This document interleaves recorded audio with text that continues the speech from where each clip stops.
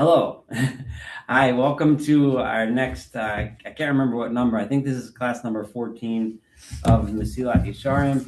We are in chapter 11 studying the trait of nikiyut, or what was some of the cleanliness, but which is really a very bad translation for this purpose, or blamelessness, or doing things the right way.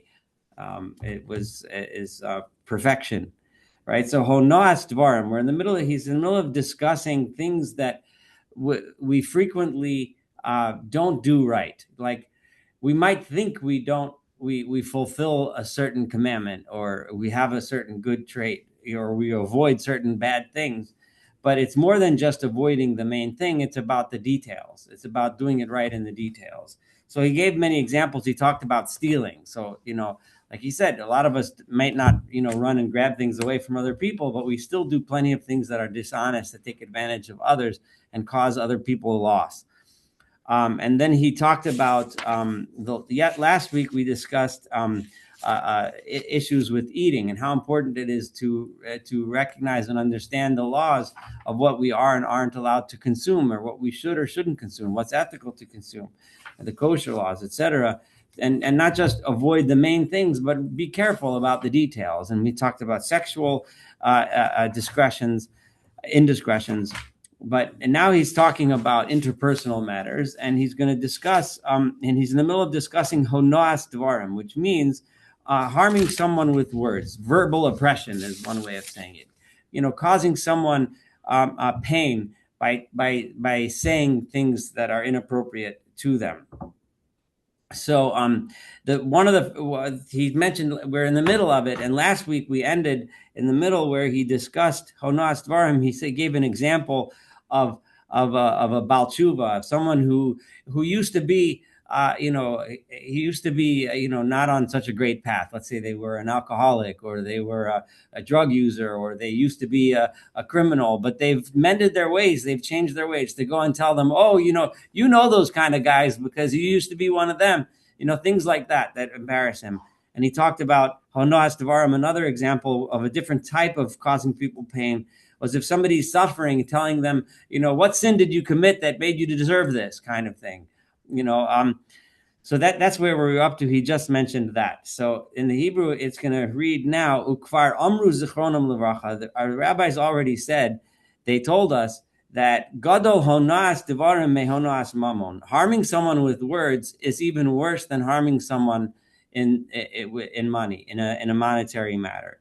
So obviously you're not allowed to, rip someone off, which is the typical way of honas mamon, charging someone much more than they should pay. But words is even worse, because in the Torah it says Shezen Nemarbo, and one of them it says V'yaresa me'alecha. When it warns us against harming someone with words, it says you should have fear of God. All right, and Bezel lo Nemarbo V'yaresa me'alecha. And when it talks about stealing, it doesn't use that terminology. So the Torah itself uses a terminology when it's discussing honas dvarim, harming with words, that's even harsher than the terminology the Torah uses when it talks about stealing somebody's things.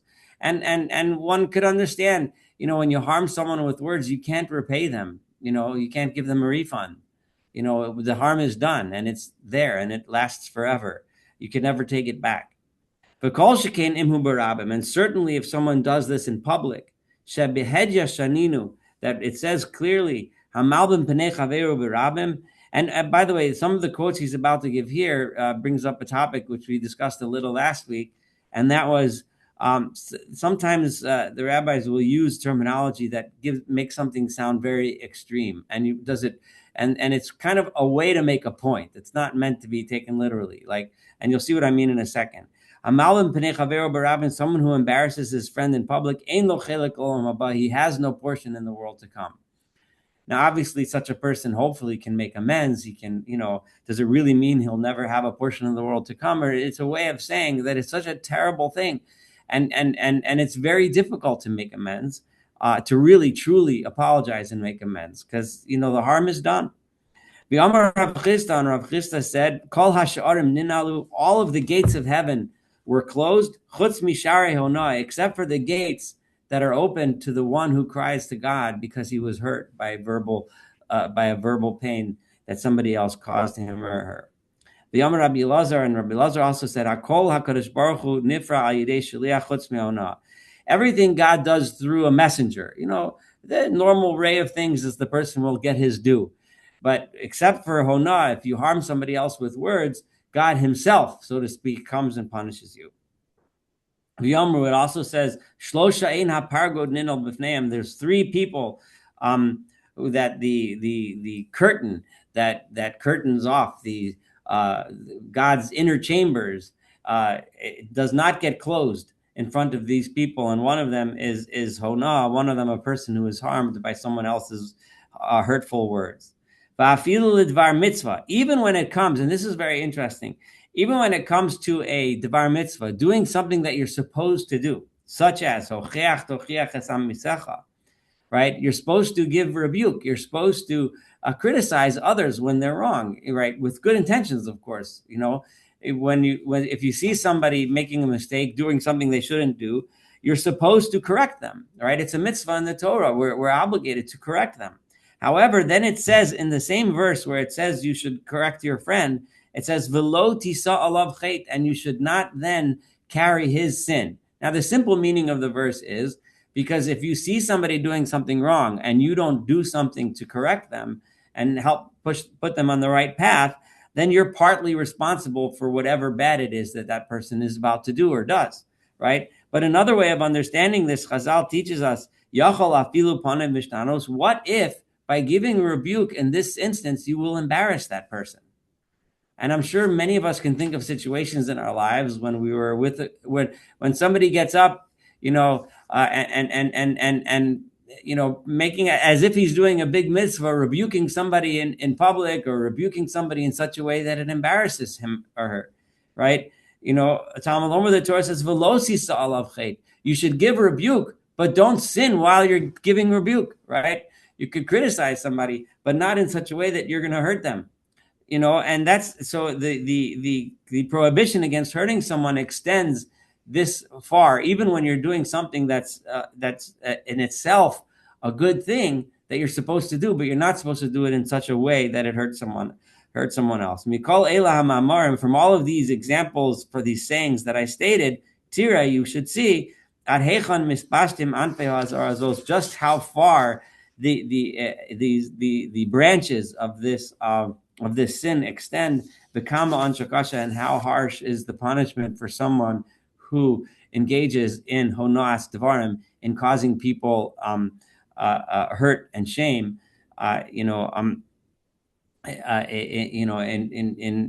with their words. So, and then there's another mitzvah in the Torah, which he's going to mention, the famous mitzvah of lifnei iver lo titein mechshol, but literally translates, before a blind person, do not put a stumbling block, which obviously it means literally that, right? Of course, you shouldn't, and so if someone's, feeling around, if they're blind and they can't see, you shouldn't put a stumbling block, obviously. But what it's really referring to is lifnei, when it is talking about giving somebody advice. So here he tells us a little bit about giving someone advice. When it comes to regarding the issue of giving people advice, we learned in Medrash and Torah Kohanim, do not put a stumbling block in front of a blind person. It's referring to someone who's blind about a particular issue.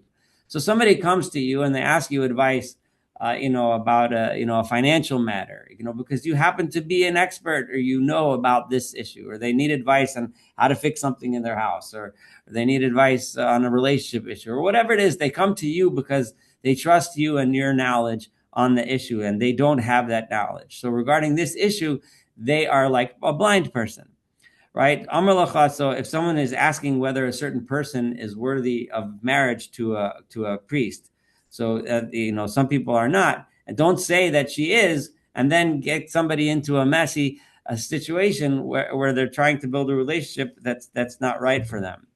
Or if someone's asking you, don't give them advice that's inappropriate for them.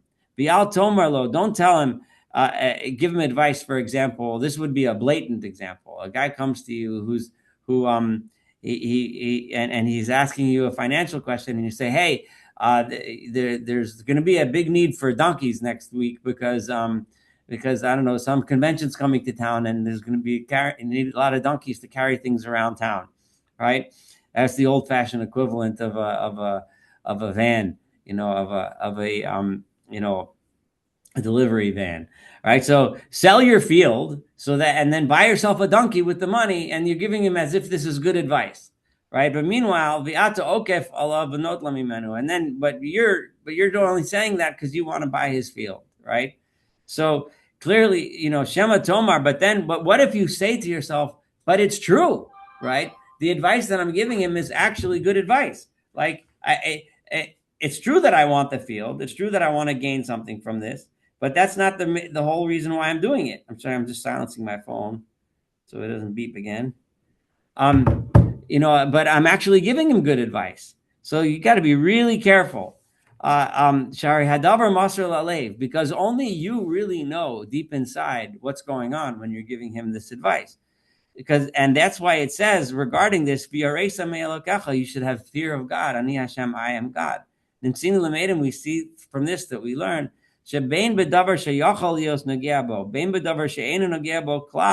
whether it is something that it's even possible that you might be have a personal interest involved, or something that you may not have any personal interest involved.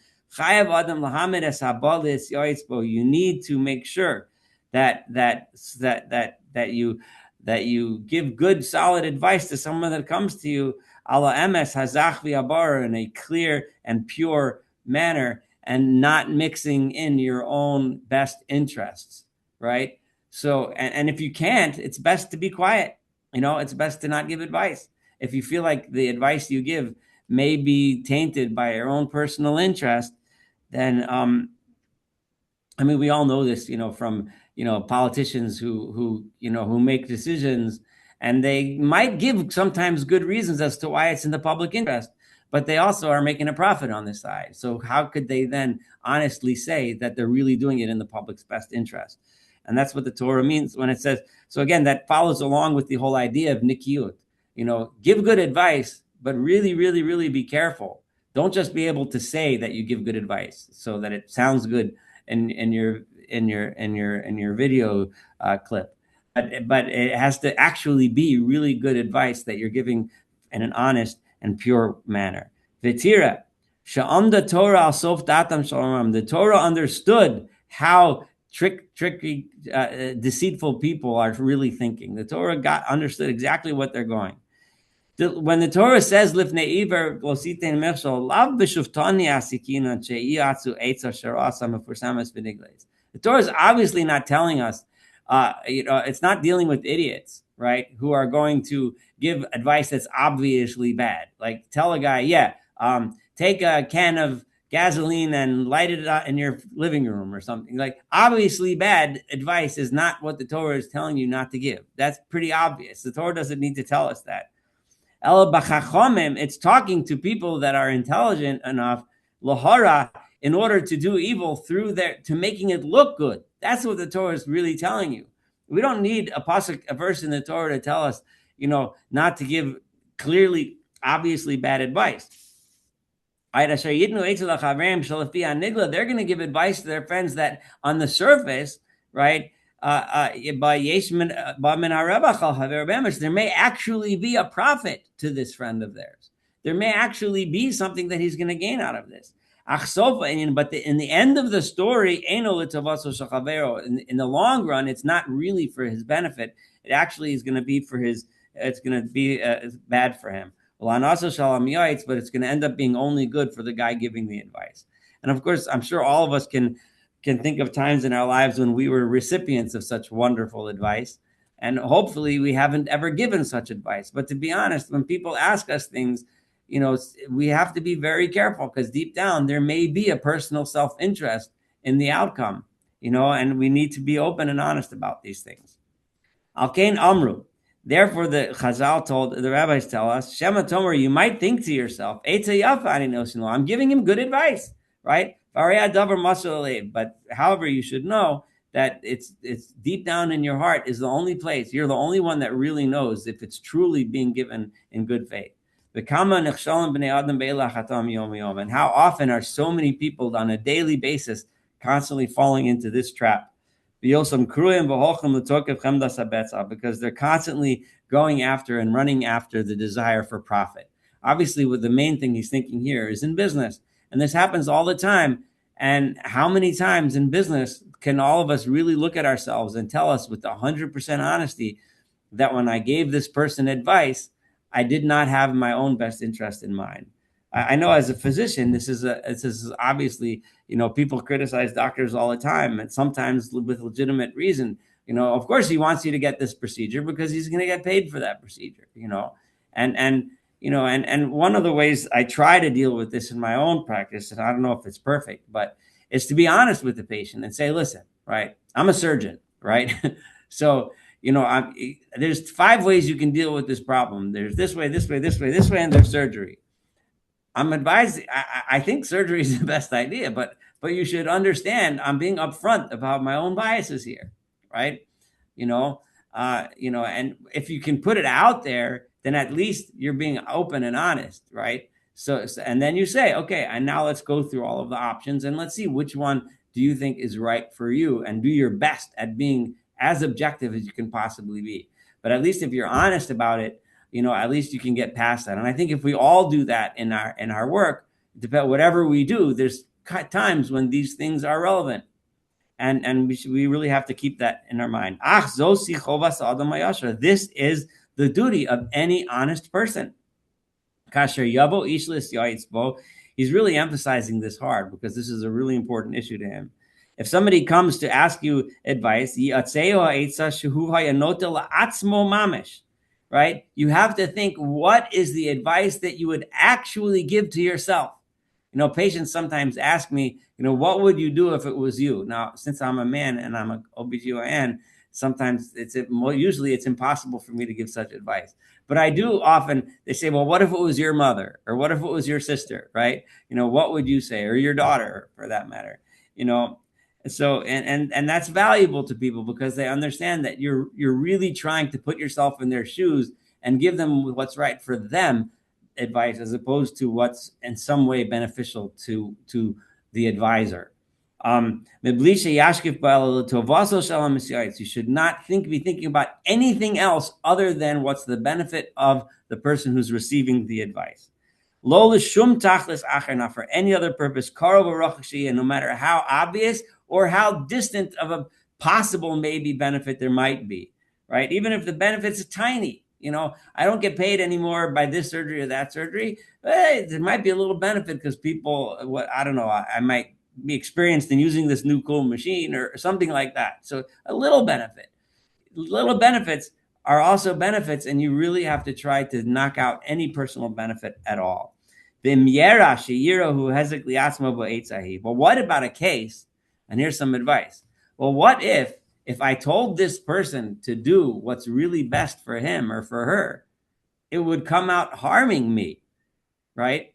And I'm sure we could think of such scenarios. If you're in business, right, and a guy comes to you and he says, you're in a diamond business, and a guy says, the guy down the block is selling this diamond for $10,000, and I'm telling you, and you know these things, that thing is worth $20,000. I can buy that thing, I could sell it in the city next door, and I can make a serious profit. And meanwhile, you were already on your edge. But should I get it? Because of whatever question he has, But by advising him to go buy it for 10, you're losing your own chance, right? You're harming yourself, right? I don't know if that's the best example, but I think it's an okay example. But we can all think of cases where advising someone else to do what's best for them may work out to your detriment. Now you're really in a bind, right? So if such a situation should happen, so im yachal lahochiach oso al panav shel hamisya'etz, right? Sheyochicheu. If you can tell the guy, listen, it's best for you to do that. But if you did that, you'd be harming me. So in certain scenarios, you can be totally honest, right? And upfront, right? So in the best case scenario, just be completely honest. Tell the guy, listen, you want to buy that house, at the price they're giving it to you, that's the best deal you're going to get. Go for it, right? But just I want you to know that my son-in-law was looking at the same house, and they were going to put in a bid tomorrow. So if by buying it, you're going to take that opportunity from it, right? So you're being open, and then the guy can make whatever decision he makes on his own, but at least you were open and honest. So that would be the best case scenario, right? But if you can't do that, either because you just don't have the inner strength to do it, or because you'd cause a big fight. You can all imagine scenarios where saying such a thing might make things even worse in a situation that's already bad, right? So at least yistalik min hadavar lo yitzeh. Tell him, I'm sorry, I can't give advice in this matter. And you can even say, like a judge, a judge can recuse himself, right, of a case or herself, because I have a personal involvement in this matter, so I don't belong being the one judging this thing, and that's totally acceptable. That's better than playing games and trying to be as honest and objective as you can when you can't actually be objective. And even if you are objective, no one's ever going to believe you that you were really objective. It's a situation that the best thing to do sometimes is just to put up your hands and say, sorry, I can't advise you. But better than lying, or better than giving advice. But absolutely never give the person advice that the purpose of the advice ends up being something that's anything other than the best interest of the person asking. With the exception of a case where sometimes a guy is asking advice, but he has a devious intention, right? He wants to do bad, and he's asking you how to get away with something that's illegal, or he's asking you how to do harm to somebody. He says, my friend, the neighbor, I can't stand the guy, I don't like the way, whatever, and I want to know the best way to destroy his fence without getting caught, So then give him bad advice in that case, it's a kvar nemar, because it says, then it's certainly a good deed, a mitzvah to trick the guy. Assuming you can't confront him directly. Like, if you can confront him directly or send him to the police, all power to you. But there are situations where that may not be a viable option. So if you can trick the guy so that he doesn't harm someone or do something bad, as it says, with the devious person, be devious. And the story of Chushai Ha'arki in Shmuel is an example of that. So this is so we talked about two things so far tonight. Honoas Dvarim, doing someone harm, and how terrible that is. And then he talked about giving advice. Any comments on giving advice before we continue? I just wanted to ask, the only time that Hashem says in the Torah, I think, that it is so terrible that I will pay special attention, is when somebody takes a collateral that is necessary for sleeping in. Nayaki Itzak Elai, right? Right. It doesn't say that about Onad Dvarim, so I was just wondering if Ramchal... That's an interesting question. I wonder if remember he said there's three things that the curtain, the paragod, the curtain that cordons off God's upper chambers, and this was one of the three, but he didn't quote the whole one. I wonder if that's one of the other one. We have to look that up. I didn't look it up before tonight. Okay. So what's the? Just tell me the reference, because I don't have the book with me. Oh, okay. I'll tell you in a second. It's Bava Metzia. No. The Ramchal is the Kol Ha'Sharim Ninalu Chutz Misharei Hona. That's Bava Metzia Nun Tes Amud Aleph, 59a. And the one about the paragod is also in Bava Metzia Nun Tes Amud Aleph. Let's just see that Gemara there, and see that would be where you'd find it. Thank you. Okay. Jeff?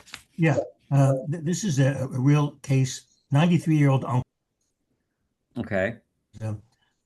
Proxy healthcare. He's in hospice, and it's the end of his life, basically. But he's been trying so hard to exercise and do something. He has some hope he can maybe recover, but it's not well founded. So he asked the hospice nurse, am I going to get better? Okay. And she says no. Okay. And he dies 2 weeks later. And I've asked many other people in this field, are you really, did the hospice worker do the man justice? Because if she had lied and Right. said, only God knows, we don't know these things, but she knows that he will not get better. So how do you think that those principles we just read applies under those circumstances where um, she felt duty bound to tell the truth, but the result was that this man had just lost all hope? Wow. Well, how do you know that was the reason that he died, that he lost all hope? I mean, I Because understand. he's my uncle. I was his only relative. I spoke to him Oh, many okay. So you, times, and I was there during this exchange, and I could understand why she felt she felt he was entitled to know the truth.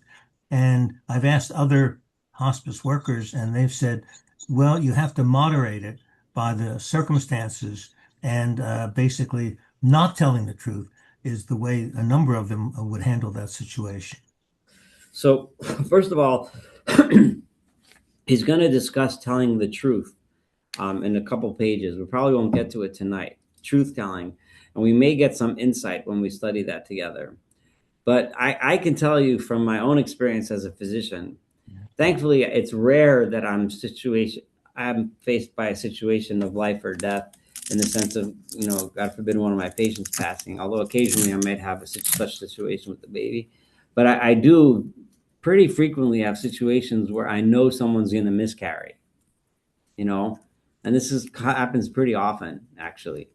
And the woman really doesn't want to lose hope, and I am stuck between, do I tell her honestly that this is not gonna it's not gonna work, right? Or the chances are extremely, extremely, extremely small, or do I keep on encouraging her? I'll tell you what I do in almost all cases is I do everything I can to be honest, but that's a decision that I made over the years. Whether it's the right or wrong decision, I don't know. There are certainly some times when I'm in a situation with a patient and I feel like if I tell her the truth, she's just going to get mad. She's not going to listen, and she's going to walk out the door. And it's not so much that I'm afraid of losing a patient. It's just, I know that if she walks out the door, she's not going to get the care that she needs, and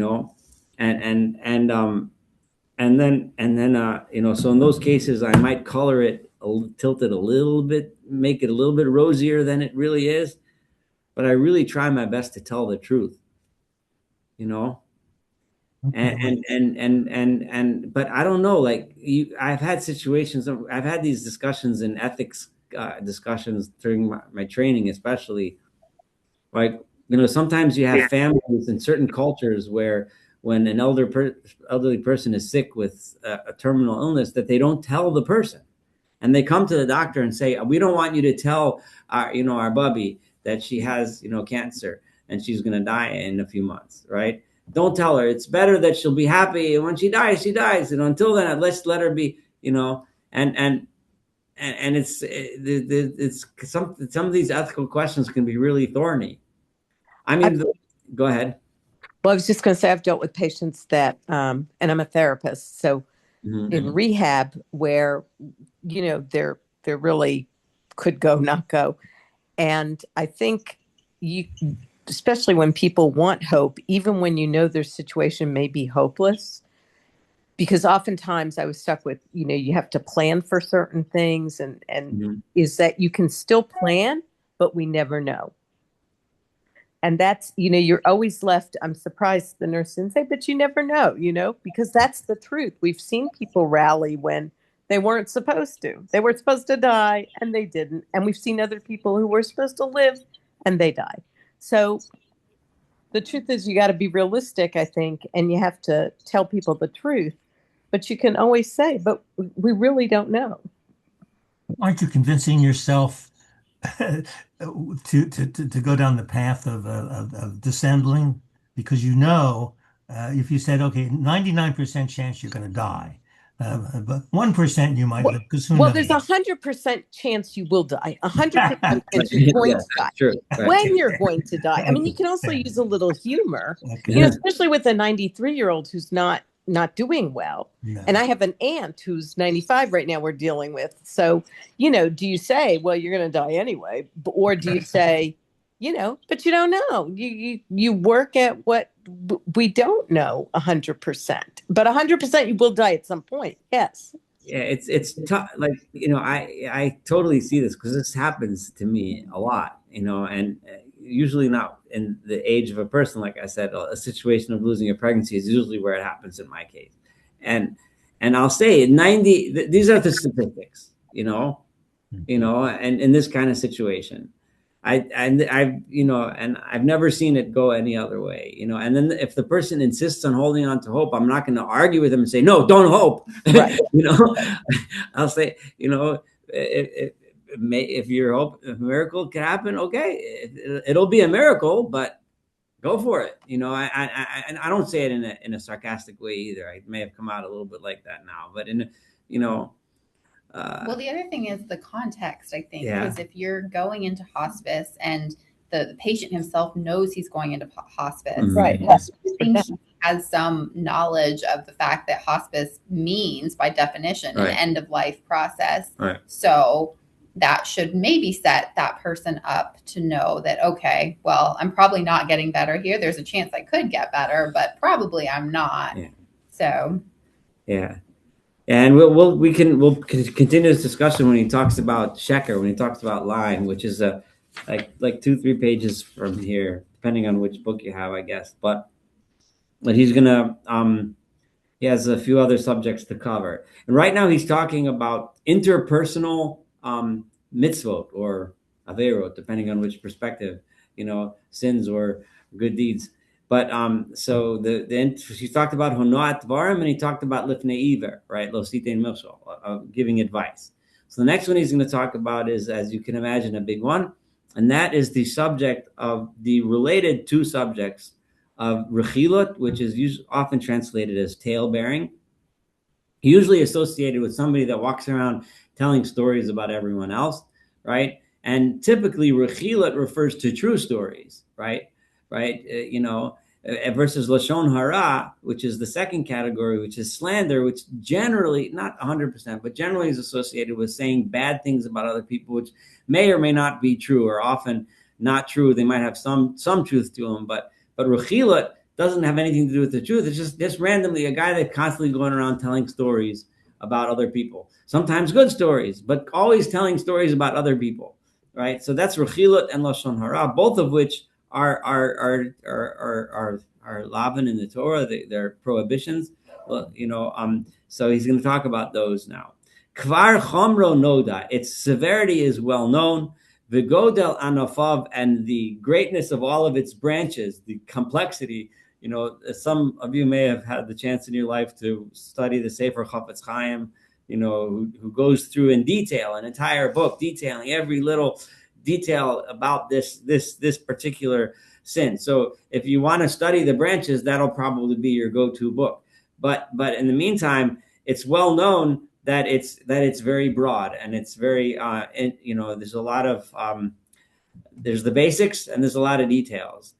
Ad shekvar gazru, to the extent that the Omer Chachamenu Zichron Levracha, till the rabbis decreed, b'mamar shekvar askarti, when they mentioned something that I mentioned before, but kulam, when it said that most people do gazel, steal in some way, shape, or form. Some people do arayot, it's sexual indiscretions, right? But everyone does avak lashon hara. Everyone is going to sin in this category in some form of speaking slander about others. And we all do it. And we all do avak lashon hara. We might not stand up in the middle and say, you know what I saw him doing last night? We might not do it so blatantly, but in conversation, there's innuendo, there's well, it's not really a bad thing. There's all kinds of reasons and excuses we make for ourselves what to say whether it's in the context of work or school or in the shul or our friends, about other people. So v'amru, and they said, now, Hechi dami avak lashon hara. What does it mean, avak? Avak literally means the dust, or the of lashon hara. It's like, it's not really lashon hara, but it's the a trace of it, right? Kugon de Amar, for example, when somebody asks, somebody's walking around, where can I find the fire? In those days, it might not be so easy. They didn't have matches. If you want to find somebody has a fire in their house, so you can go get from there to light it. So somebody's walking around. So, but this guy says, hey, you want to know where to find a fire? Ela Bay Planya. You go to his house. He's always cooking over there, right? So it doesn't even sound like something bad, right? So the Gemara over there, if you look at it, the Gemara says, well, what's wrong with that? He's asking you where the fire is, and you told him. So the Gemara explains that it's talking about when you say it in such a way as to say, he's always cooking, like he's rich, he's always making feasts, he's always making parties, that kind of thing. Right? So it might not sound bad, but the truth is it could be bad. First of all, people will go bother him because they're going to be constantly knocking on his door asking for fire, right? And you're making him sound like he's some kind of big shot that's always making big parties. And so people can take it in a negative way. It's avak lashon hara. And we do things like this all the time. All right. Or you stand up in a room where everyone in this room can't stand this guy. And you sit in there and you talk about how great the guy is, right? You know that in this context, that's just going to engender more hatred. People are going to say, that guy, you're telling me he's good, he's the guy. All you're doing is stirring up more hatred by doing that, right? And we could think of such situations that we're all guilty of, unfortunately, all the time. And there are any similar things where what you're saying might not necessarily seem bad, but it's still avak lashon hara, it's still evil speech, it's still slanderous. Even though it seems like it's an easy thing, it seems like it's not serious, it seems like it's mild and it's distant from the guy who's walking around telling stories. I'm not like him, but did you know what happened last night? And that's the way we all fall into that trap. But the truth is that they are like traces of avodah zarah, of lashon hara. The rule is harbe drachim liyetzer. Our evil inclinations, the little guy in our mind, our id, is always telling us, whatever you want to call it, whatever psychological construct you're going to use. But that part of our psyche, that part of our personality that constantly tries to justify that which we do, that constantly tries to tell us that what we're doing is okay, right? He has lots of ways to convince us that what we're about to say is a good thing, right? And we should be careful. We have to remember that any kind of speech, and this is the golden rule when it comes to lashon hara. Think for a minute. Is it possible that harm will come from what you're saying? If the answer to the question is yes, then you better not say it. That's the bottom line. If it's possible that harm or some sort of shame can come to someone else, whether the guy is there or whether he's not there, that is included in evil speech. Hasanoi, which is hated, and is disgusting before God. That such a person, it is said about him, and these are some more very hyperbolic sounding statements. Call him misaper lashon hara. Anyone that says lashon hara kilu kofer b'ikar, as if he's denying the truth, the ikar meaning the truth of the existence of God, or the basic principles of monotheism. Ukroksiv, and the verse says miloshni b'seisere'ehu, one who secretly slanders in secret his friend. Oso atzmis, that person I will destroy. That's a verse in Tehillim and Psalms. So we see how severe this kind of sin is. So now, so he doesn't go into the details of lashon hara that much, but he gives us a rule, which I think is something that it's an easy way to remember. You can either learn the Sefer Chafetz Chaim and get every single detail, but if you don't have time, if you don't have the patience to learn every detail, then just remember what the Ramchal said. Think, is it possible that someone else will be harmed or shamed by this speech? If the answer is yes, then keep your mouth shut and move on. Period. That's the way it is. So it's a pretty easy to remember rule. And no matter how many justifications are bouncing around your head, ask yourself again, is it possible? And if the answer is yes, don't say it. So the next one is the next thing is, we know lo sisna, we're also told in the Torah not to hate others, right? And we're not also lo sikom, lo sita, we're not allowed to take revenge or bear a grudge, right? So which is obviously closely related to so he's going to talk a bit now about these two sins of hating someone else, the desire for revenge, or worse, actually taking revenge, or natira, bearing a grudge, or acting in such a way that you bear a grudge. So these things are also kashya mode, very severe. L'sheyimolet mimeno lev hutal asher levnei adam, right? And it's very hard, right? That's for somebody to get away, right, from that which our heart, right, desires, right, which it's something that's ingrained in our hearts to want to take offense, right, when somebody hurts you, and to hate that person, and it's ingrained in our souls, in our very being as human beings, to want to take revenge, right? Everyone, we all naturally feel really deep down. We feel when we're insulted, and it causes us a terrible amount of emotional pain. And to that person who is hurt, his revenge is sweeter than honey, right? We have this natural desire to take revenge when somebody hurts us, right? That's the only way, right, a person gets rest from his hatred, from his desire for revenge, is taking revenge, right? Or it's not the only way that we can, but it's the only way our natural inclination is to do this, right? So therefore, if a person can have the strength to forsake that which his very nature is pushing him to do, right? And to be forgiving, and not to hate the person who inspired that hate within you by doing something against you. For a person to overcome that desire of and then by overcoming that hatred, then not taking revenge against him, especially in a case where the opportunity arose that he could have taken revenge, right? Not bear a grudge, but rather he forgets it and he puts it aside, and he removes it from his heart, that feeling of hatred, as if it didn't happen. That person is a very strong and powerful person. To overcome hatred for someone else is an extremely difficult, and it's unnatural. That's the one main thing that he emphasized over and over again here, is that it's against our natural inclination. Human being, we're wired that way. When somebody hurts us, we want to take revenge, and it's very, very difficult to say, no, I'm going to forgive him, I'm going to move on, and I'm not going to hold that grudge, right? It's only angels, spiritual beings, for them it's easy. They don't have these interpersonal traits, character traits that we have. But this is not easy for those that live in these physical bodies that we have, that are built out of earth.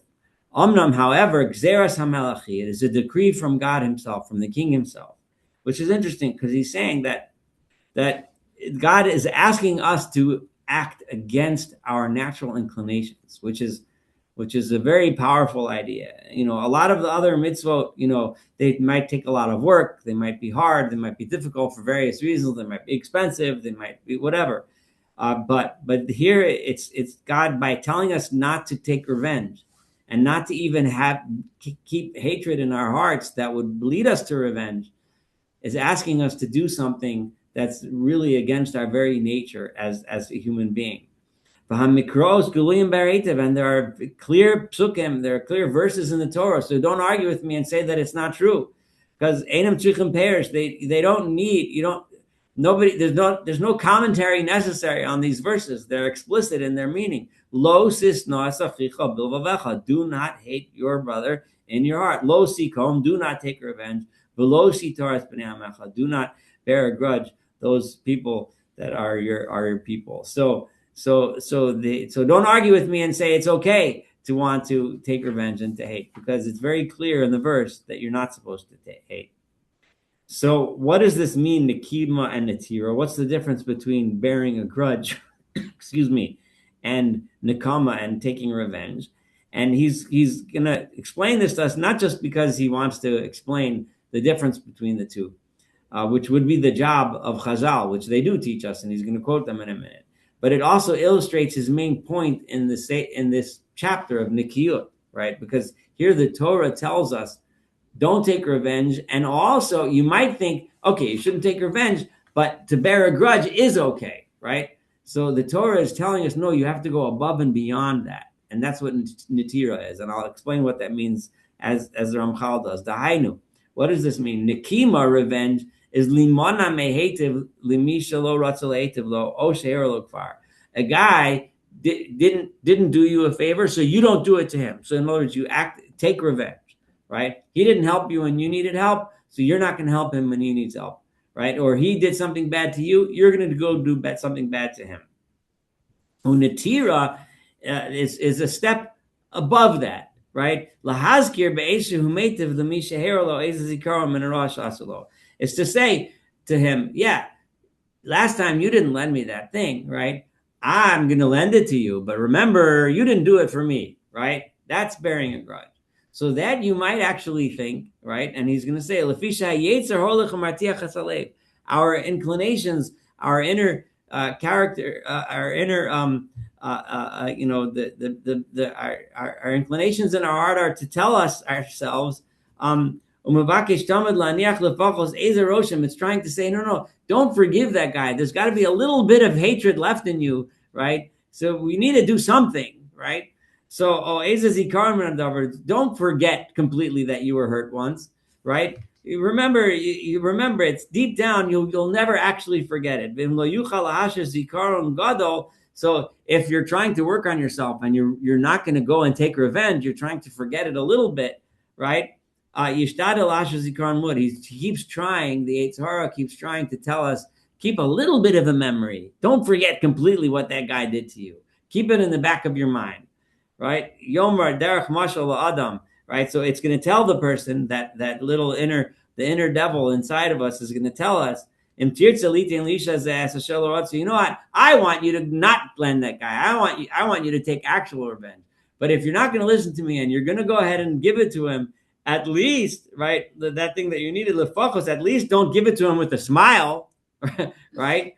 Right? Oh, if you don't want to harm him, at least don't do him a favor. Okay, so you don't want to go and smash his window because he smashed yours, right? But at least don't help him wash his windows, right? When he needs help, right? Don't help him, right? Oh, you know what? If he can't convince you, you know what? You're going to go and wash his windows. Okay, don't let him see that you're helping him, or go wash his windows, but don't go over to his house when he invites you over as a friend. Don't go watch the football game with him, right? Don't act like a friend. You know what?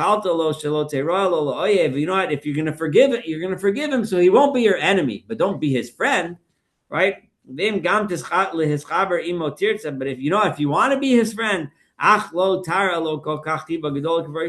so go ahead, go watch the football game, but don't have a beer. Don't give him, put your arm around his shoulder. Don't really act like a friend. Don't be as good a friend, right? So the Yetzer Hara is trying all kinds of ways to convince us to bear some sort of grudge, to never fully forgive and never fully put the bad blood behind us. Right? Because this desire for revenge and the hurt that we feel is so deep, and the desire to hate someone else and harm that other person is so great within us. That's why the Torah said, and this is the real nice part of this. You should love your friend like yourself. Why does it say it? Why doesn't it say you should love your friend, right? Love your friend. That's not enough. I love all my friends. That's wonderful, right? No, but it has to be kamocha, because you can love your friend like any one of these other steps we just mentioned. You can love him, but because since you don't like him so much, you're not gonna really be that much of a friend. Or I'll do him favors, but I'll do them begrudgingly. Or any one of the levels of things that he mentioned before. So the Torah says, no, kamocha b'li shum hefresh. You love him like yourself with no difference. The same way you would want someone to do it for you is the way you do it for him. Kamocha b'li chilukim b'li tachbulotim mizimot kamocha mamash, literally like him, like yourself, like if it was yourself. This kind of a good stopping point. We have a couple minutes left for questions or comments, but I'll open the floor. But so this is he discussed now the issue of hatred, the issue of revenge and bearing a grudge, how important it is, and what the real meaning of ahavta l'reacha kamocha is, like truly like yourself. All right, go ahead, Yosef. Yeah, I found out it says gezel, but it probably includes also this oshek because it's taking something that doesn't belong to you. So yeah, that's true, right? It would definitely be under that category. And the third one is avodah zarah, which is surprising because usually ben adam l'chavero is more than at least treated by Hashem as more important. There's so many examples where if there's a contradiction between the two, Hashem says, "I'm mochel my kavod," and right, like even cutting toilet paper on Shabbat is an example that I always give because it's you don't come to shul stinking and affecting other people's davening. Okay. Yeah. Where we said before, Kila Kofer Be'ikr, I'm trying to remember the exact. If you what was that phrase? We talked. I'm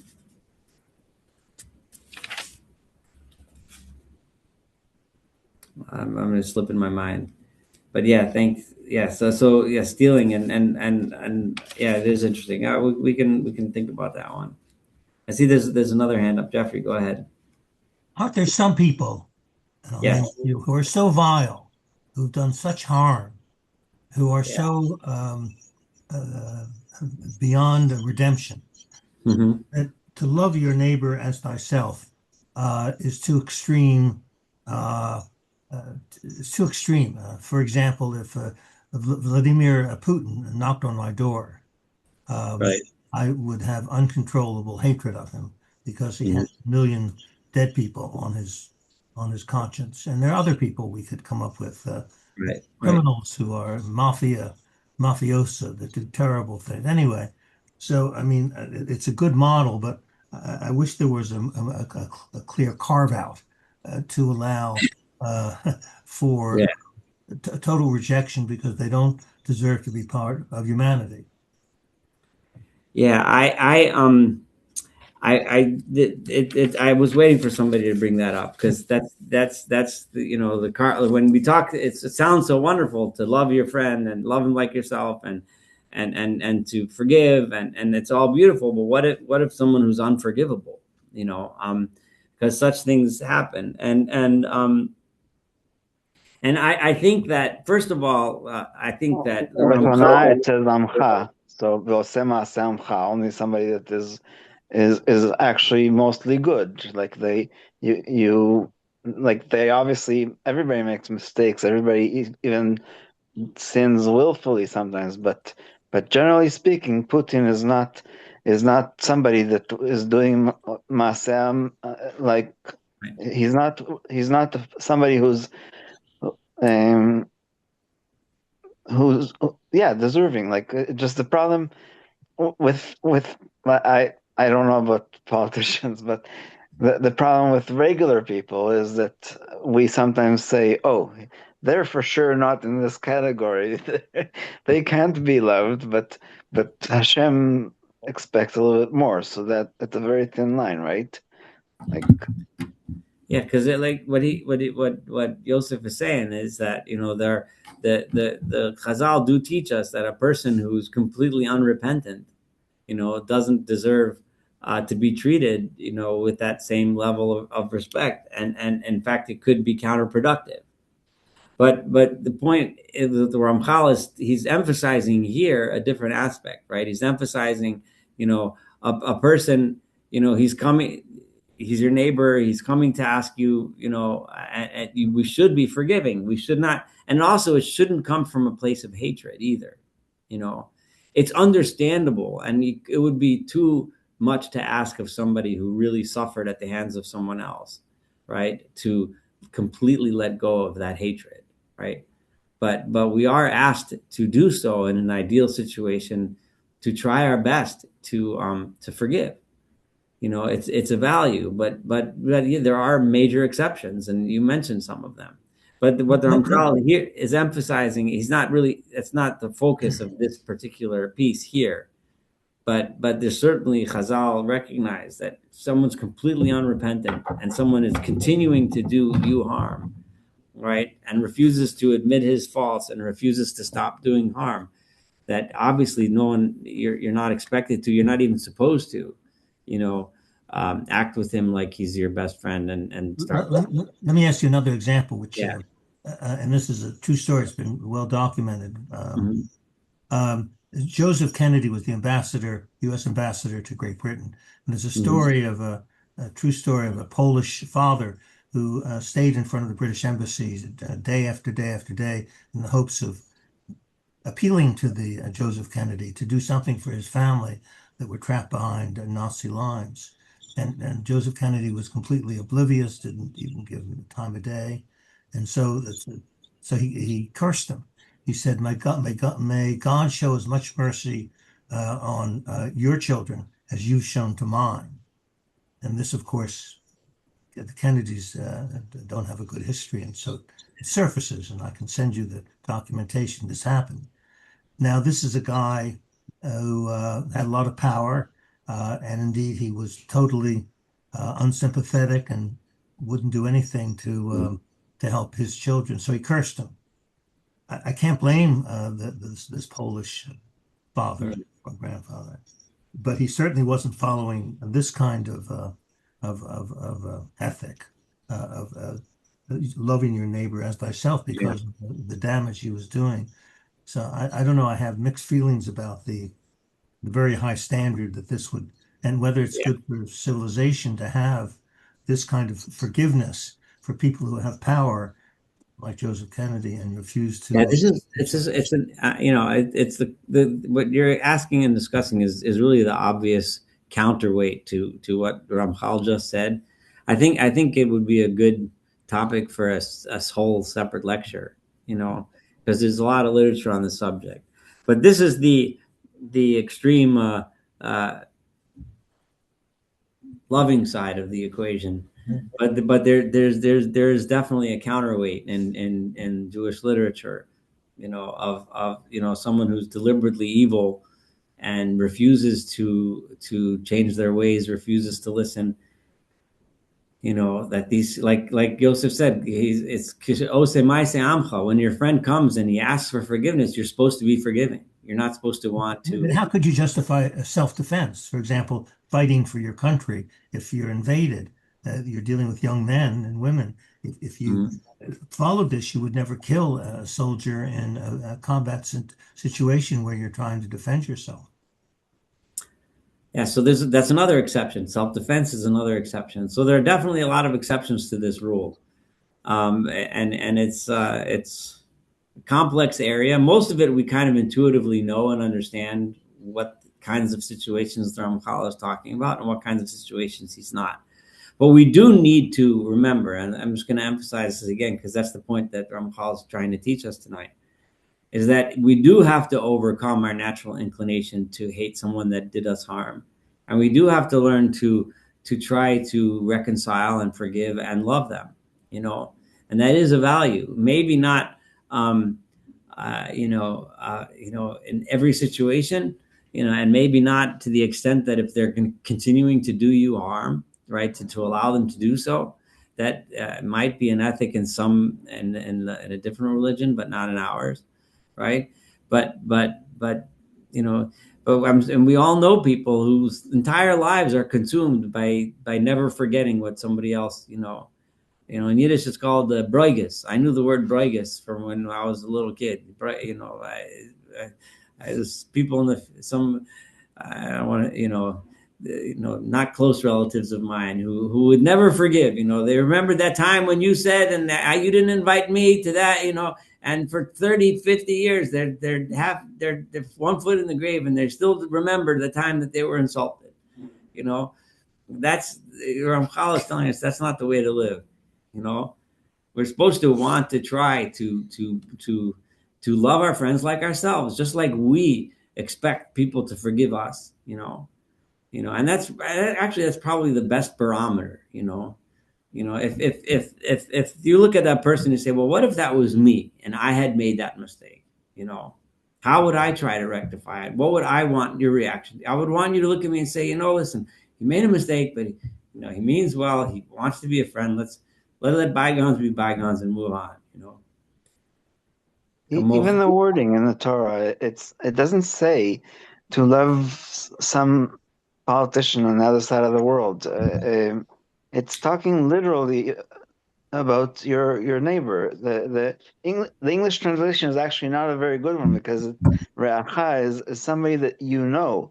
So it's I wrote once a Dvar Torah for Parshat Bo, which is my Bar Mitzvah Parsha.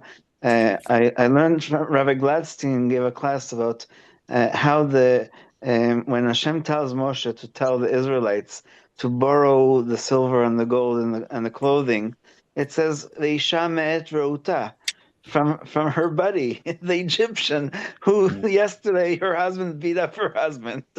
Like, how did they become buddies, right? But in some way, that's the nature of what the Torah is saying. Maybe yesterday he did beat up your husband, but now we are going to leave Egypt, and so if you want to ask for silver and gold, by the way, you're not exactly borrowing it, you're taking it forever, then you have to be nice to them, and in some way, like, again, not like you said, not to invite them to your son's wedding.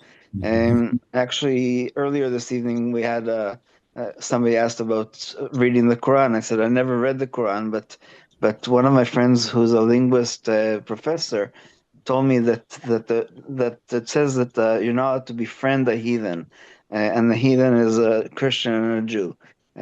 But befriend can be all kinds of things. It can be buddy, colleague, acquaintance, drinking buddy, best man, friend, best friend, right? So I don't remember the word in Arabic, but bottom line is the people here in Fredericton that I'm friendly with, who are Muslims, and they told me that their understanding as Sunnis who are allowed to interpret the Quran as opposed to Shiites who don't.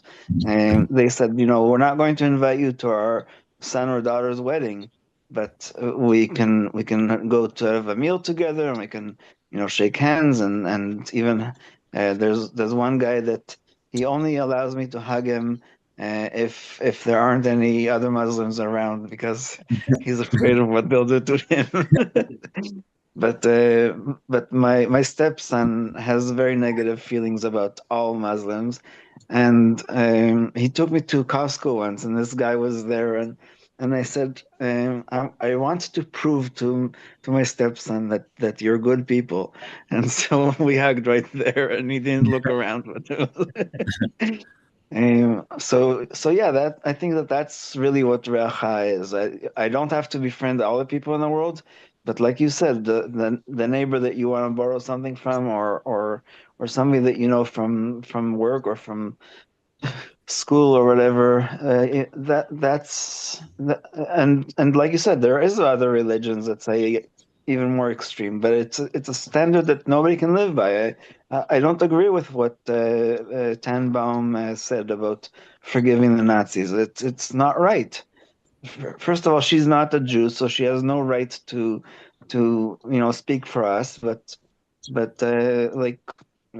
that's not the Jewish way. The Jewish way is it's up to Hashem to do that or the other, but we have to, have good relations with our neighbors and with our and it actually tells us in the Masechet Avot, Harchek mishachen ra, right? If you have a bad neighbor and you can't change him or her, and everybody has tried, then you move away, right? You can't make them move away. You can't start making stories up about them so that they'll be put in jail or whatever, because that leads to the other thing we talked about, lashon hara, right? So, and today's Yat Kislev, they That's right. accused Admiral Zaken of lies.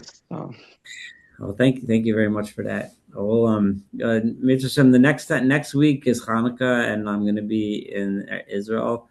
But the week after, hope it will be.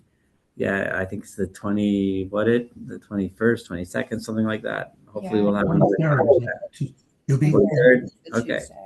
So we'll learn again, and we'll continue with taking false oaths and meaning what you say when you say it. This will be the next topic. All right. So and have a wonderful evening. Thanks for joining. Be well. Thank you. Sure. You stop the recording? Yes. Thank you. Yes, it is stopped.